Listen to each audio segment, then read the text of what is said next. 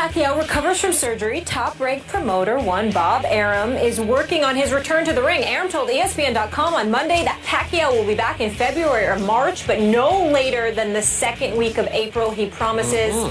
Skip. Yeah. What do you expect from your boy moving forward? He wants to fight a lot. Stephen A. Smith, obviously my man Manny Pacquiao is coming off very serious rotator cuff surgery, and clearly he suffered said injury 3 weeks before he fought Floyd Mayweather Jr., so he fought with basically one arm tied behind his back, and I still thought he won that fight on points because Floyd ran and ran and ducked and ran and ran and ran and ducked some more.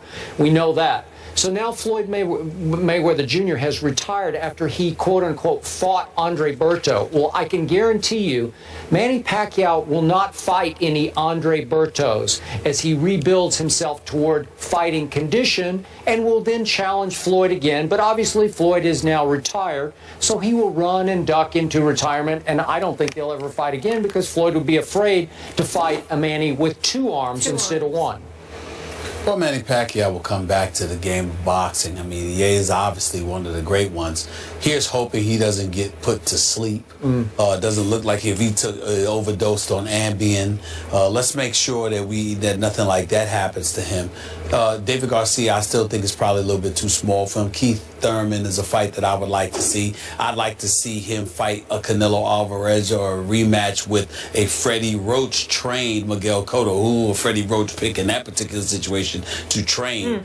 Manny Pacquiao, I have no doubt, will be even better because after getting schooled on the art of boxing, like Floyd Money Mayweather has done, with one arm? I really believe How do you that school now, a one-arm fighter? I really believe that now, since he'll have guys that can't evade his punches and make him miss 400 times the way Floyd did, I think Manny Pacquiao will actually be great again. Yeah, because I agree. He won't be He'll able fight to legitimate fighters. He'll be able to hit other dudes. Couldn't hit Floyd. We'll see. You know what I'm excited for? Tomorrow, we have a great debate on this show. Who is truly America's team? The Yanks, the Cowboys? Do you have others? It's a joke. Weigh in. We want to hear from you. In place of Josh McCown, who was out because of a concussion, Johnny Manziel led Cleveland to a 28-14 win over Tennessee. That led many people to wonder what would happen when McCown came back. Well, we have that answer. Josh McCown will start ahead of Johnny Manziel this Sunday when the Raiders come to town. That after McCown passing the NFL's protocol on concussions. Jerome Bettis is still here. Jerome, what does this mean for Johnny?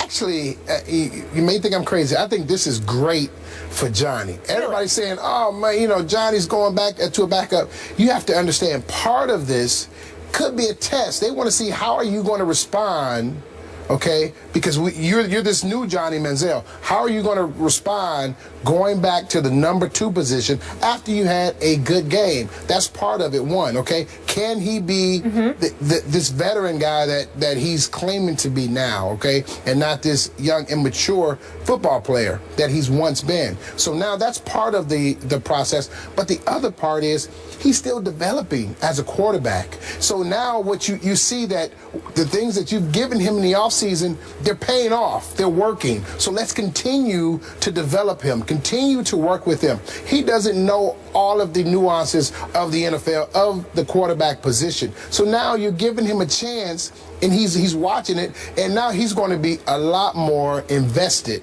in what's going on because he had an opportunity to play, and now he's going to make sure he's ready because he understands that he's a play away, and it gives the public an opportunity to now like Johnny Manziel again. Because right now in Cleveland, no one really likes Johnny Manziel. So now you get this good game out of him. Now the public goes into his favor. And the biggest part of all of this is Johnny Manziel's confidence. Now you get his confidence at a sky high. You take him off the field. You put him back in a learning situation. And now he's going to soak up and want to learn more because he thinks inside, you know what?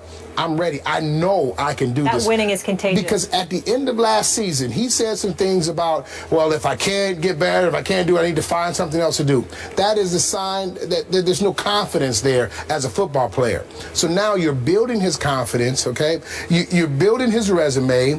You're building his fan support. You're doing all these positive things, and he's learning at the same time. And you give yourself an opportunity to bring him off the bench as a spark plug if you need him. So I think this is nothing but a positive situation for Johnny Manziel, as long as he sees it that way and still understands that he has a great opportunity to get better. You buying that? Yeah, I buy it. He has to see it as an opportunity to get better. I think he will, because I think the presence of McCown helps that. If you had a quarterback that wasn't willing to help you, that was experienced enough and wasn't willing to share those experiences with you and help guide you to elevate you, that would be different. But the fact that you're playing behind a quarterback that's willing to do that for you, I think goes a long way to facilitating Johnny Manziel's growth. And I think as long as he sees that, he's willing to learn, because I think that, you got to remember, this would be far more difficult for him if it was the Johnny Manziel straight out of Texas A&M, who never played in the NFL, who believed he was it and who is this guy. But the fact that he struggled the way that he struggled last year, went through what he went through, plus had the off-season or off-the-field issues that he had, I think that that's humbled him to a point where somebody is gracious from just from a human perspective, as Josh McCown is. I think that helps Johnny Manziel immensely. But Jerome, back to your point about how nobody in Cleveland likes Johnny right now, I think if you left this to a fan vote, Johnny would win the starting job against the Oakland Raiders this Sunday. You disagree with that? No, I believe he possibly will, but you know, that's that one game, we love you, and then you have a bad game, and then you go back to the bottom of the heap. Look, do I think this current regime featuring Mike Pettin and Ray Farmer, do I think that they believe they have a little better chance to beat the Oakland Raiders with Josh McCown than Johnny Manziel? I believe that.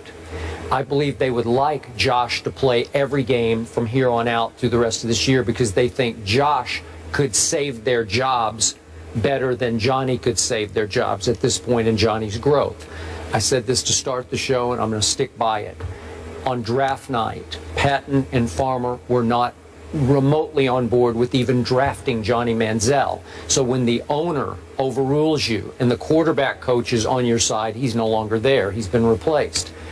It's a bad situation from jump, because you're with two guys who are the two primary football decision makers who do not believe in you and your very unusual skill set.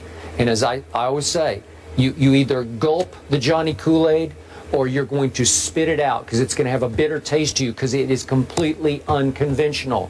I think it makes them nervous. Josh McCown makes them very comfortable. So I'm not surprised they went back to Josh, though I think the fans, especially the season ticket holders, would rather lose with Johnny than lose with Josh, because it's just a lot more fun. It's a lot more fun to watch, right?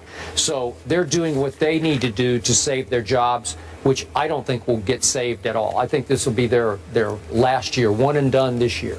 So do you think, let me ask you this question, do you think it's beneficial for Johnny Manziel to go back to the backup role? Like I said, earlier, I think it's a benefit, big benefit to him as the backup right now. The only reason I can see some positive there is this is the worst supporting cast offensively in the National Football League. No joke. Yeah. Isaiah Crowell, really? I mean, seriously? He did average more than 4 yards a carry, though. He's okay, but he's not Jerome Bettis, right? Yeah. He's not Emmitt Smith. There's no difference maker. I like Travis Benjamin a lot. He can fly, but he is not a difference-making receiver, and he's the best of the bunch. The rest of them are all undrafted, unnameable type receivers. And your offensive line has a great left tackle, and the rest of them are turnstiles all down the line. So you're going to be running for your life, and God bless Josh McCown, because, well, you saw what he did. He vaults into the end zone, helicopters into the end zone, and got concussed. He's just trying to score, just trying to survive. They're all trying to survive.